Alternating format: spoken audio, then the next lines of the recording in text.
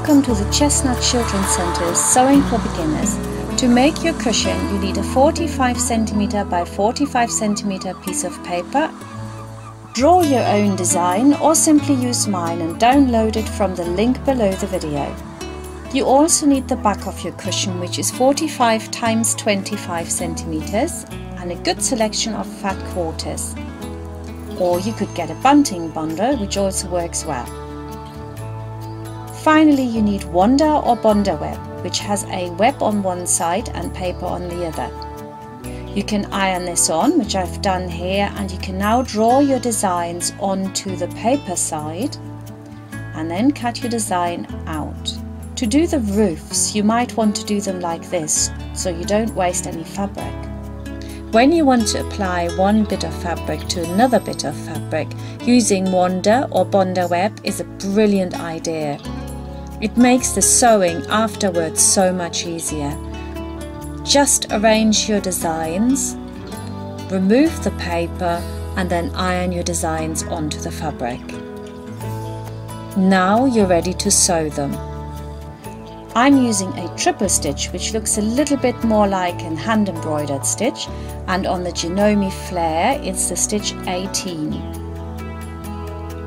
You can even add little waves with this stitch and it looks very pretty.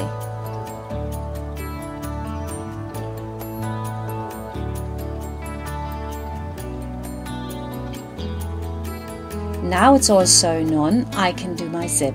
Place your zip on your back and see how far you need to sew it up. That might be 4 or 5 centimeters on either side. Mark it with a pencil, 1.5 centimeter seam allowance.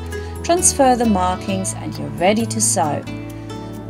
First sew backwards and forwards up to the mark that you've left. Then increase the stitch length to 5.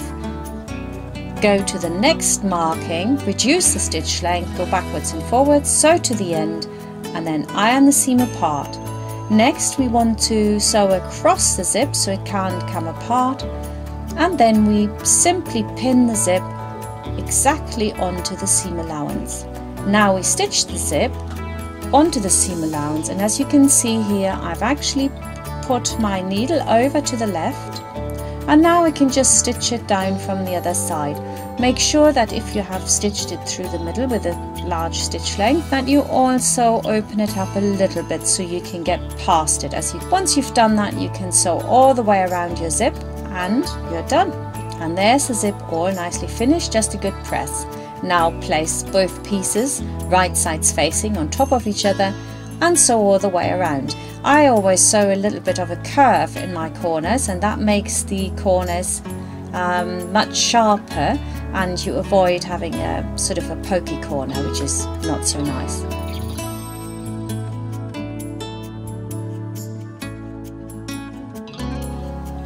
Turn it inside out. Give it a jolly good press, moving out all the corners. We're putting a button on to pretend it's a safety ring, and it looks very nice if you use a nice thick embroidery thread. I didn't have one, so I just used normal thread. Works well enough. And there your cushion is finished, and very well done.